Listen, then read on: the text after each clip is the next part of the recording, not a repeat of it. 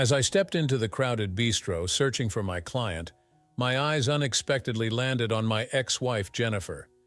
She was nestled close to a rotund, middle-aged man who had clearly let himself go over the years. Jennifer sat beside him, looking completely at ease. Everything about this man screamed opulence. Standing in the doorway, memories of our time together rushed back. Though 3 years had passed since our divorce, the emotions felt as raw and painful as if it had happened yesterday. Instead of being with her, I found myself observing from afar, merely an outsider to her new life, where her dreams were realized, while my struggles had only begun. This ordeal started with a business trip to Denver for a client meeting. To avoid the exhausting drive back, I had planned to stay overnight. However, just an hour into the journey, the client called to cancel due to a car accident. Although he was unharmed, he apologized profusely for the inconvenience. I assured him it wasn't an issue and suggested we reschedule. Despite my calm exterior, the sudden change left me dreading the long drive back. Determined to make the best of the situation, I decided to surprise my wife with a romantic dinner. 90 minutes later, I finally turned onto my street, anticipating a lovely evening. Instead, I was met with 3 unfamiliar cars parked in my driveway. Knowing Jennifer often had friends over when I was away, I shrugged it off and parked on the street. I walked into the house expecting normalcy. However, the sight of clothes scattered across the living room floor immediately raised red flags. Standing there, a sinking feeling washed over me as I realized the sounds I heard were far from innocent. My wife's moans were unmistakably those of pleasure, not distress. My heart sank as the harsh reality hit me. Jennifer was cheating on me. Despite my hesitation, I knew I had to confront whatever was happening upstairs. As I reached the top of the stairs, I could hear her primal screams. Peeking around the bedroom doorframe, I was met with a sight that made my stomach churn. There were 3 men with her, 2 strangers, and her boss, Alex Turner. They had my wife engaged in acts that made my blood boil. My hatred for Alex grew as he showered her with praise, exploiting her for his pleasure. They treated her like a mere object, using vulgar language and asserting their dominance over her. Watching this, I felt a mix of fury and disgust, unable to reconcile this woman with the Jennifer I had known for 10 years. Quietly retreating, I slipped downstairs unnoticed and sought refuge in my office. I grabbed my digital video camera, which fortunately still had some battery life and an old holiday tape inside. My goal was to record this betrayal, capturing agonizing minutes before my emotions overwhelmed me. While some might find such a scene arousing, for me, it was a waking nightmare. It filled me with a deep sense of sadness and betrayal. Feeling utterly shattered, I retreated to my office downstairs to clear my mind. I opened the safe and took out my handgun, switching off the safety just in case. Although I wasn't typically violent, the need to regain control was overwhelming. Heading back to the living room, I collected the car keys and wallets from the discarded pants on the floor.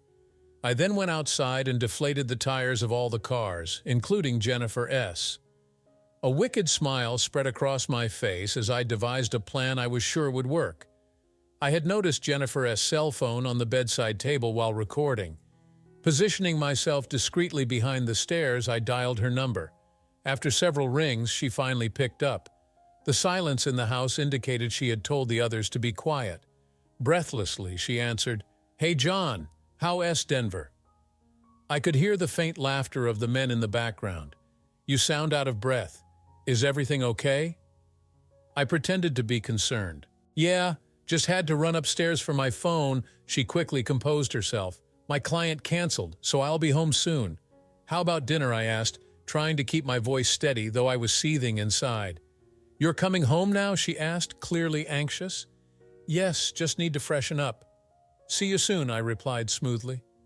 She hurriedly hung up and I grinned, knowing what was about to unfold. As anticipated, 4 naked individuals started rushing down the stairs into the living room.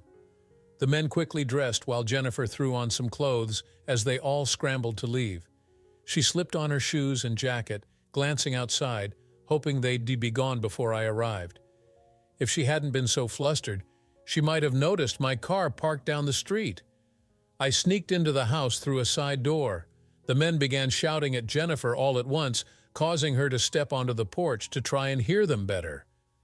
At that exact moment, chaos erupted. I slammed the front door shut and locked it, cutting off any chance for Jennifer to plead her case. She caught a glimpse of my furious face through the window, but words were useless now. The men rushed back to the porch, banging on the door and demanding their belongings. Sensing their intentions, I quickly called 911, reporting an attempted break-in. The dispatcher informed me that a neighbor had already called, providing my name and address. The police arrived swiftly within minutes. As the officers questioned Jennifer, I stepped forward, insisting that my wife had been assaulted by the men and demanding their arrest. The men immediately protested, claiming they were invited and that everything was consensual. All eyes turned to Jennifer, waiting for her to confirm or deny. Avoiding eye contact, she shamefully admitted that she had indeed invited the men and willingly participated. The men visibly relaxed, relieved to avoid any charges. More police cars arrived, and they collected everyone's information. The senior officer then told me that since Jennifer had invited these men and they were all consenting adults, there was little they could do legally. He suggested counseling, his eyes filled with disdain as he looked at Jennifer. I instructed the police to call a taxi for Jennifer, stating she wasn't allowed back in the house that night. One of the men arranged for a taxi after discovering their tires were flat. They also tried to accuse me of stealing their belongings, but I vehemently denied the claims. I turned back to the porch, where Jennifer remained, awaiting the taxi. My eyes burned with anger as I stared at her. Despite my fury, Jennifer walked towards me, oblivious to the gun I had hidden. She might have run if she had known. "David, I am so sorry," she began, but I cut her off harshly. "You've shattered my heart and I will never forgive you. Alex called you a whore, and honestly it fits. From now on, I will refer to you as such and never use your real name again. If you need to communicate with me, do it through Tom." With that, I went back inside, locking the door behind me, leaving her outside. She ran back to the group in tears, and Alex tried to console her, but she pushed him away, which gave me a fleeting sense of satisfaction. However, that feeling quickly faded. Returning to my bedroom, the lingering smell of lemon only fueled my rage. I stormed through the room, throwing the mattress out onto the lawn. I grabbed my toolbox from the garage and dismantled the bed frame, tossing its pieces outside as well. Back in the bedroom, the wreckage mirrored my shattered life. I snatched Jennifer's phone and started scrolling through her contacts and messages. As expected, I found sickening emails, photos, and videos of her with various men. She clearly had intimate relationships with them. A bitter laugh escaped me as I realized how blind I had been. My ignorance was finally over. I gathered all her belongings from the bedroom and threw them onto the front lawn. In the guest room, I found more of her things. While emptying the last drawer, I felt something wedged inside. Furious, I yanked it open, revealing several DVDs hidden beneath. One of the cases was cracked, but the disc was intact. My heart sank once more as I examined the DVDs. Just when I thought it couldn't get worse, it did. Downstairs, I lined everything up on a shelf and began watching. The first DVD showed Jennifer with her friend Lisa at Lisa's house, engaging in explicit acts with various people. I watched for hours, tears streaming down my face, stopping only at the final two discs. The first of the last two showed Jennifer with her personal trainer, a service I had paid for. She always came home too exhausted for intimacy after her sessions, which now made sense.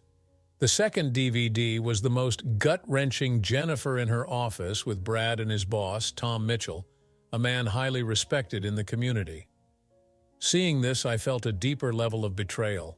I carefully placed her phone, the DVDs, and the tape I had recorded earlier into a large envelope. I planned to give it all to my lawyer and my best friend, Chris Hayes, one of the few people I trusted. Nothing else mattered at that moment. I powered up Jennifer's computer and copied every file, email, photo, and video onto external drives. It took an hour, but I was relentless. After that, I sat down to sift through her digital archives. I found videos similar to those on the DVDs and explicit photos. Digging deeper, I uncovered emails from the past 6 months hidden under misleading file names, revealing even more of her treachery. I discovered a series of emails between Jennifer, Brad, and several other men, including exchanges with Lisa. I had dismissed them last week, but one particular email nearly shattered me. For a brief moment, the thought of using my gun crossed my mind, but I quickly realized she wasn't worth it. I needed to stay strong. The email that devastated me was from Jennifer to Lisa. Lisa had asked why she hadn't left me and to describe her ideal future husband. Jennifer's response was brutally honest and cut deep. Lisa, I am done with John. He is faithful but a fool.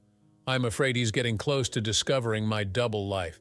He's not entirely clueless, but love blinds him. He's been gaining weight lately and his growing belly is such a turnoff. Compared to other men, he is lacking. I hate his beard and mustache, they make him look disgusting. I used to care about him, but the excitement of the last few years is too thrilling to abandon. His attorney friend could be an issue if he gets involved. Brad and Tom at work are suggesting promotions and perks with hints. I find it entertaining. I also want a house and a car. If I play my cards right, I could secure monthly alimony. I am looking forward to our Tuesday party once my tennis injury heals. Mike is incredible. Make sure I get last Thursday's video. It was my first time with so many men. As for my ideal man, he must be rich, loyal, obedient, and not too smart. He must cater to my every whim without question. I don't care about the bedroom as long as there's money. I laugh. I can get my needs met elsewhere. Sometimes it is just too easy. Damn, John is home now. Gotta go. See you Tuesday. Call me. I read this message over and over, each word more disgusting than the last. Realizing she felt this way about me and that she had been cheating for over 2 years was soul-crushing. Had I been so blind? I finally collapsed on the couch, overwhelmed by exhaustion and emotional pain, and eventually fell asleep. The next morning, after a restless night, I called in sick to work. I reached out to my close friend and attorney, Chris Hayes. His secretary, Linda, answered. I'd known her almost as long as I'd known Chris. I urgently requested a meeting, but she informed me he'd be in court all day. Linda relayed my message, and Chris told her to schedule me in an hour. If he starts bothering you with nonsense, mention Laura White. That'll get his attention. See you in an hour, I said before hanging up. As I got dressed, my phone rang. Reluctant to speak with Jennifer, I checked the caller ID. It was an unknown number, so I answered, suspecting it might be Chris. Hello, Mr. Lewis. This is Tom Mitchell from Jennifer's office.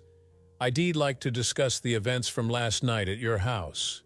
Can we meet today in my office to clarify the situation? Unsure if he knew about the video footage of him with my wife, I realized he was concerned about retaining Brad Bennett's key clients. Jennifer and Brad were valuable assets to him, and he didn't want to lose them. Additionally, he was likely worried about negative publicity for his company and himself. Mr. Mitchell, I began. In their meeting room, Chris highlighted that Jennifer's superiors had manipulated her actions, preparing them for severe legal repercussions. Once Tom Mitchell realizes the depth of our evidence, he'll probably seek a settlement, Chris advised. If it's less than $2 million, he can forget it, I declared. Let us aim for $5 million. I've seen your legal bills before, I joked, trying to lighten the mood. Come over tonight at 7:00 p.m. Anna's cooking something special. You need a break. I arranged a meeting with Tom Mitchell for 2 p.m. Just then, Linda entered the office. Chris, Jennifer is on line 1, she said. Linda, I said no calls, Chris snapped. Sorry, Chris, but Jennifer insists on speaking with you. I thought you might want to take it, Linda explained. Chris sighed. All right, put her through. Does she know David is here? Not that I know of, Linda replied. Tell her I'll talk to her in a moment, he said, calming down. As Linda left, I remarked, I bet she has realized her phone, computer, and DVDs are missing and saw her stuff on the lawn. Wow, you really had a night. Let me handle this call. Please don't interrupt. I need to sort out a few things, Chris said, connecting the call. I could hear Chris's side of the conversation, imagining Jennifer's frantic responses. Hi, Jennifer. Yes, I talked to him. David is a decent man and my friend. I thought you, of all people, would support him, not betray him. No excuses. Yes, I am representing him, and he has a strong case. This one to be easy. You've devastated a man who loved you deeply. He doesn't care about your excuses. Get yourself a good lawyer, you'll need one. Yes, Tom Mitchell scheduled a meeting for 2 p.m., but I don't think you should attend. If you even try to eavesdrop, I'll advise David to leave, and things will escalate. It's better to stay away and stay calm today. I know he put your belongings on the lawn, but just as you can invite strangers into your bedroom, he can remove your possessions from the house. I'm surprised he didn't resort to violence last night. Yes, he was armed, but for self-defense he thought you were in danger. It's in the police report.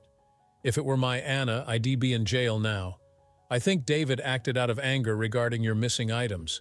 Talk to David, he probably left them on the lawn. I've handled all the escrow paperwork, and you both have equal rights. How you use these rights is up to you, Chris continued, telling her to stay put and let David remain in the house until things settled. He warned her not to push it and admitted he felt like hitting her. He advised her to stay with Lisa and promised to be in touch. He also told her to have her lawyer contact him once they've hired one. Chris's demeanor was resolute. He made it clear her tears wouldn't sway him and that he could be ruthless when necessary. This was one of those times. He expressed regret that she would now see a side of him only his adversaries knew, and warned she wouldn't like it. Chris concluded by instructing Jennifer to keep her distance from David and stay at her office as he wanted nothing to do with her. Turning to me, Chris asked if I caught most of the conversation.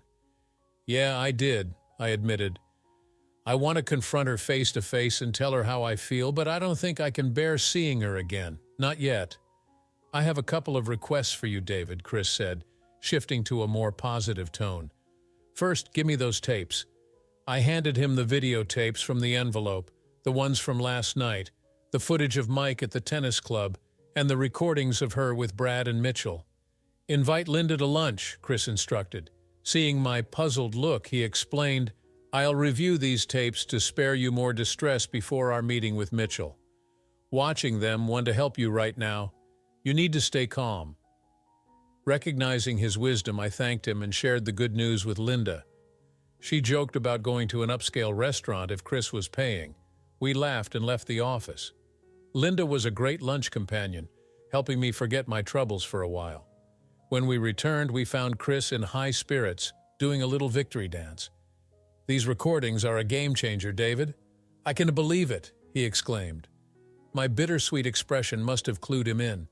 Oh, David, I am sorry. I didn't realize how much these videos hurt you. I was just excited about the evidence, he apologized. David, come over here. I need you to see something, Chris beckoned. I stood behind him, looking at the screen. Did you watch the entire video Mike shot at the tennis club with Jennifer? He asked. No, I only skimmed through some of it. It was tough to watch without wanting to lash out, I admitted. Brace yourself for this, Chris said, his tone serious. Right after Mike and Jennifer finished, a small crowd gathered in the men's locker room. Yes, the tennis club's locker room. It's hard to believe, but she allowed the other men who were watching to join in after Mike. I'm not showing you this to upset you, but to reveal the kind of person we're dealing with, Chris said, pointing to the screen on his desk. The man on the screen was older, wrapped in a towel with long gray hair and a walrus-like mustache. Do you recognize him? Chris asked, hitting play. The man dropped the towel, revealing a physique any man would boast about. The real problem was he immediately went to my wife and started having sex with her while 5 other men surrounded her, eagerly waiting their turn. I have no idea who this guy is, but you seem to, I replied, struggling to stay calm. David, this is crucial for our meeting today at the tennis club at 4 p.m., Chris said, his excitement clear as he outlined his plan. I couldn't help but smile at his strategy. Besides being a friend, Chris was an exceptional lawyer, and I felt reassured having him on my side. We left his office, heading downtown, carrying a portable DVD player, printed photos, and legal documents. When we arrived at the building, we headed to Tom Mitchell's office on the top floor, with Jennifer's office just a floor below. After waiting in the reception area, we were finally ushered into Mr. Mitchell's lavish office. Just before entering, I felt someone's eyes on me from the hallway. I glanced over and saw a woman who quickly disappeared around the corner. Guess who, I thought, relieved I wouldn't have to face her today. Inside, Tom S. office was filled with luxurious furniture, plaques, awards, and photos with notable figures. I wondered if he had ever brought Jennifer here. My disdain for Mr. Mitchell grew even stronger. "Hello, Mr. Mitchell. This is my friend Chris Hayes, and he'll be joining us today," I said as we shook hands. "Mr. Lewis, Dave, I thought this was supposed to be a private meeting between us," Tom said, surprised. "Well, I brought Chris along. Anything you need to say to me, you can say to him as well," I stated firmly, leaving no room for debate. He reluctantly accepted Chris S.'s presence and continued addressing me while ignoring Chris, which made Chris smile. I knew what was coming, but let Tom speak first. "Dave, may I call you Dave?" Tom asked. "Sure, no problem. Actually, I think it would be good to have Brad Bennett here too. This concerns him as well," I suggested. After a pause, Tom pressed the intercom. "Julie, tell Brad to come to my office immediately. Drop everything and get here right away." "Understood." "Brad will be here shortly," she replied. "In the meantime, I want to sincerely apologize for the trouble Brad and Jennifer have caused in your life. I know last night must have been terrible, but if we work together, we might find a solution that benefits everyone," Tom said optimistically. "What exactly do you mean, Mr. Mitchell?" I asked, waiting for Brad to arrive. "I genuinely care for your wife, Jennifer," Tom started, but was interrupted by Brad's entrance. Brad hesitated, looking like he might leave, but Tom told him to sit down. Reluctantly, Brad obeyed, avoiding my gaze. "Dave, I want you to know I care for Jennifer like a daughter," he began, but Chris cut in. "Are you implying you have a penchant for incest, Mr. Mitchell?" Chris asked, catching him off guard. I chuckled, understanding Chris's point. "What are you accusing me of? Incest? What is this about?" he responded, clearly offended. "Let me show you." "A picture is worth 1,000 words, Chris said, placing the DVD player on Tom's desk. "These are screenshots from the video you are about to see," he said, handing them to Brad, who reluctantly passed them to Tom. The images clearly showed Tom and Brad with my wife, leaving no doubt about their actions. Tom probably recognized his own boardroom table where the events took place. "Are you telling me you recorded this and shared it?" Tom asked, nearly speechless. Brad was too stunned to respond. "Here's how it's going to go, Mr. Mitchell," Chris began, enjoying the moment. "Firstly, Jennifer keeps her job. David believes she'll need it, and she fits in well here," Chris said with a wink at Tom. "Secondly, Mr. Bennett is out." "Jennifer stays, he goes," Chris stated, pointing at the stunned Brad. "Thirdly, you will give us a financial offer that respects our intelligence. We'll consider your proposal and respond within 5 business days. We might take legal action within 2 months if necessary." Before they could react, Chris started the video showing Tom and Brad repeatedly engaging in sexual acts with my wife in their boardroom. Tom watched in shock while Brad looked away, already knowing the content. I could see Tom thinking about how to protect his business, family, and finances. "Brad, after these gentlemen leave, we need to discuss your future here," Tom said, his voice trembling. "I'll consult with my legal counsel to negotiate a settlement that might satisfy you to some extent," Tom mused aloud. "You both understand the potential repercussions for our business if this information were to leak prematurely." "Don't worry, Mr. Mitchell," Chris reassured him. "We'll keep this confidential until we receive a serious proposal from you. However, I wouldn't rush to dismiss Mr. Bennett just yet. He might have other copies of the video, which could give him leverage if we don't handle this carefully. You and Mr. Bennett can deal with that issue independently. Also, you should be aware that both of you could face legal consequences for having relations with an employee, which could affect your employment status and future prospects," Chris warned. As we prepared to leave, Chris gathered the DVD player and photos we had brought. We exited, leaving Tom and Brad to have a private discussion. I was about to ask Chris a question, but he gestured for silence until we were outside. I hadn't noticed Jennifer lurking around the corner trying to eavesdrop, but Chris had. The last thing I heard was Tom barking into the intercom, "Get him here immediately." I grinned, anticipating an interesting confrontation, as Tom would soon discover the DVD I found at home. Once outside, I asked Chris why he suggested that Brad might use his own videotape against Tom. "Divide and conquer," Chris explained. "It's just better if they don't to present a united front, but rather focus on protecting themselves. That way, if Tom gives us a lowball offer, we can play them against each other." Also, both Brad and Tom have families and reputations in the community. They are not keen on shaking things up. As we left the building, I realized it would now be remembered as the place where my wife betrayed me rather than her prestigious workplace. Chris S. words snapped me back to reality. "All right, let us grab a beer before our next meeting at the tennis club at 4:00 p.m. We both need a drink, and there's something I need to discuss with you, though I'm not quite sure how yet," Chris mentioned. We drove across town towards the tennis club and stopped at a quaint bar and restaurant nearby. Chris ordered 2 beers and began speaking. "David, I believe Tom Mitchell will make an offer, probably just under $1 million. I am familiar with his legal team from another case, and they are quite skilled. He's also practical. I'll call him tomorrow and let him know that a lowball offer, one to be good for his business or personal life. I'll propose around $3 million or suggest we walk away from negotiations altogether," he disclosed. "Additionally, I need to know if, in the event the offer is rejected, I have your permission to portray Jennifer in a negative light. I won to hold back. My duty as your lawyer is to win, even if it means revealing potentially damaging details about Jennifer, your marriage, and even your personal life. It might get ugly and very public, but I'll use every legal tactic to secure our case. You might not like all the information that could come out," he cautioned. I had thought about it seriously. I believe I have more integrity than they think, and I am willing to proceed if necessary. But I do prefer to see the financial offer first, I said. Chris agreed and suggested starting by assessing Tom's offer. He assured me that if Tom's offer was inadequate, he would handle all the paperwork quickly. Additionally, he mentioned using his newspaper contacts and friends at 3 local news stations who would be eager to obtain footage and images even if they needed to censor explicit content. "Chris, you've always been there for me, and I trust your judgment. I just wish this whole mess had never happened. Being an oblivious husband was easier than being publicly humiliated by a cheating wife.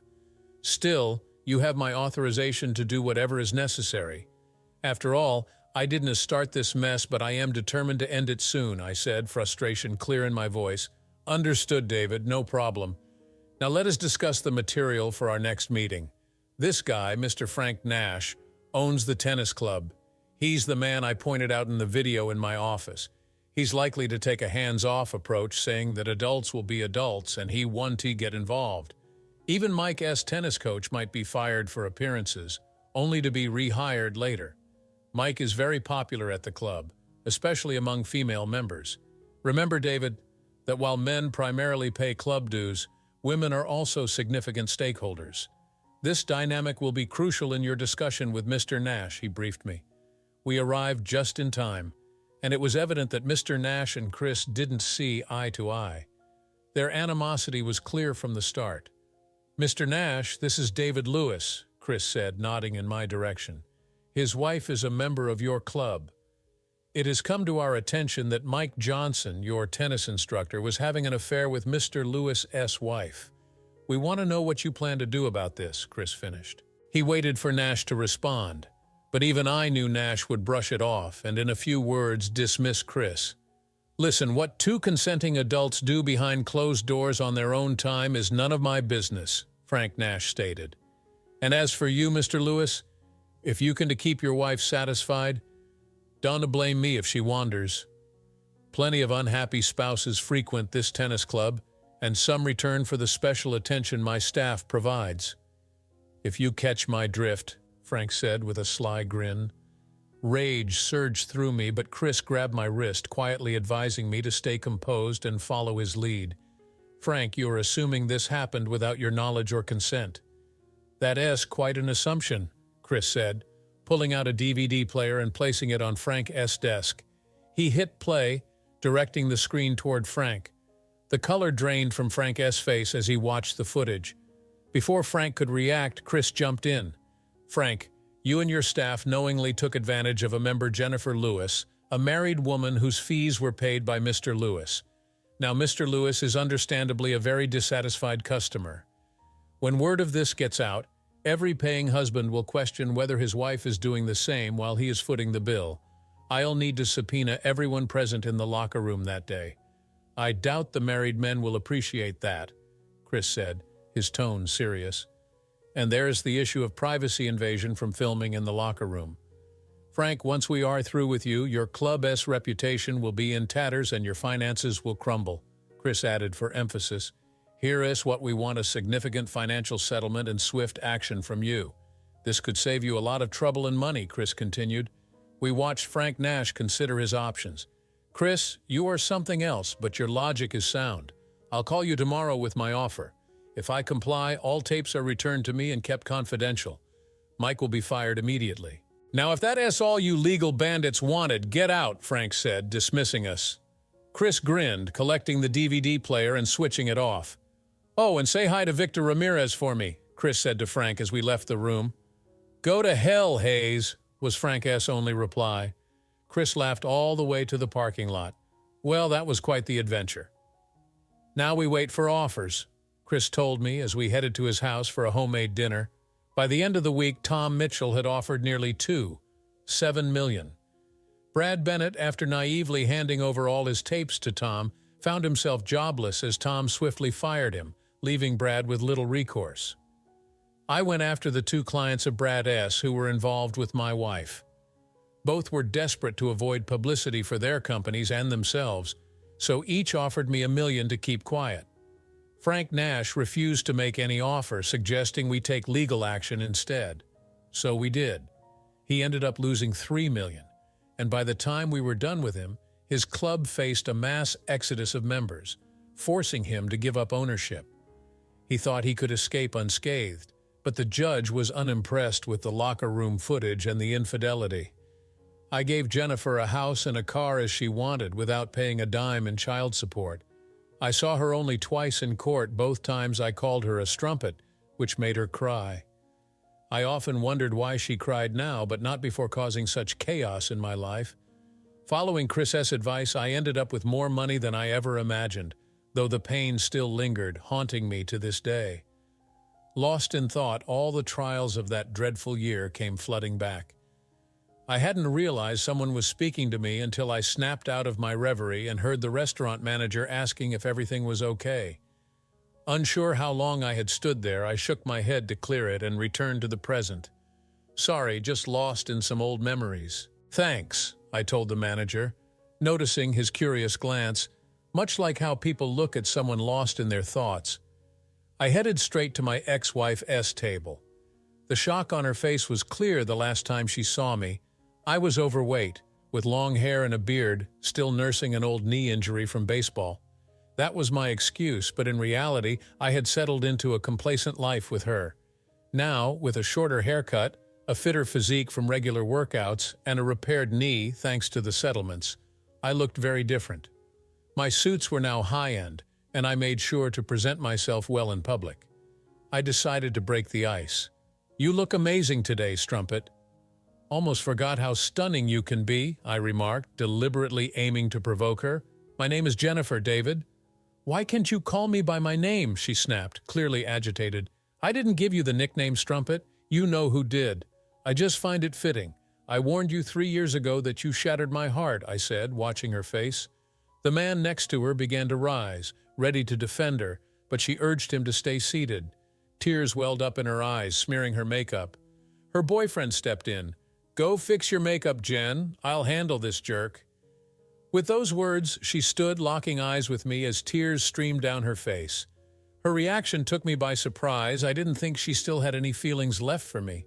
Maybe it was guilt. I expect you to be gone when I get back, she said tearfully, heading to the restroom. As she wiped her eyes, I noticed a large engagement ring on her finger. You must be David Lewis, Jennifer's ex-husband, he said with a sneer. Indeed, and you must be the new man she's been dreaming about, I replied, feeling his hostility. I am Jennifer's CFO. I'd advise you to watch your language, he warned, clearly trying to avoid a scene. I only have a few questions and then I'll be out of your life forever, I told him, noticing his puzzled expression. I've been where you are, and I don't want anyone else to go through what I did. I'm sure she has painted me as a terrible husband, abusive, neglectful, or a womanizer, but I'm not here to change your opinion of me. First question, does Jessica still host her Avon gatherings on Tuesdays and Thursdays? Jennifer helps Jessica with her decor sales on Mondays and Wednesdays. Your memory must be slipping, he retorted smugly.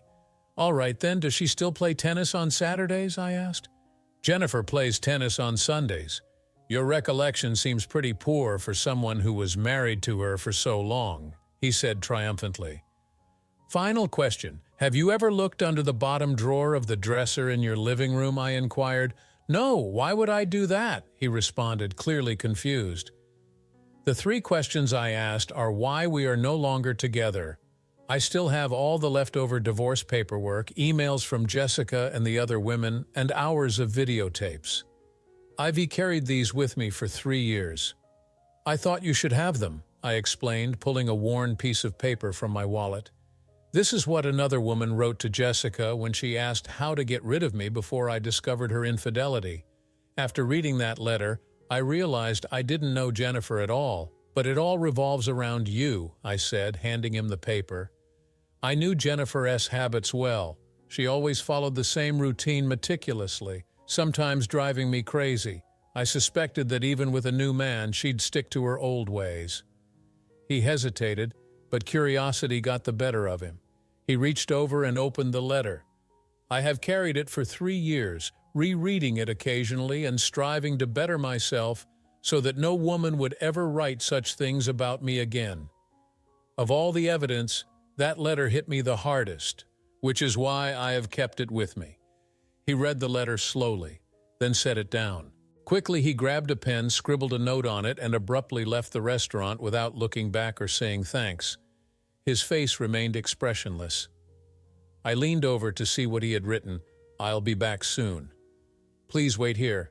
I need to check under the bottom drawer of the living room dresser. Adam. I sensed he'd seen the truth, even if he didn't like it. The letter seemed to be the tipping point, and he needed to verify it himself. Leaving a note on Jennifer's table, I exited the restaurant. There was no way I was staying there tonight. In the lobby, I called my client, who was fine with rescheduling our meeting since they were running late anyway. Before leaving, I glanced back at the table. Jennifer returned, searching for Adam. Sitting down, she noticed her old letter and Adam's note. Her face turned pale as she read them. The last time I saw my ex-wife, she was sobbing so intensely that the entire restaurant stared. I felt a twinge of pity, but was mostly indifferent. That was my final encounter with her. I still wonder if Adam found anything under the dresser drawer. Jennifer's tears suggested he might have.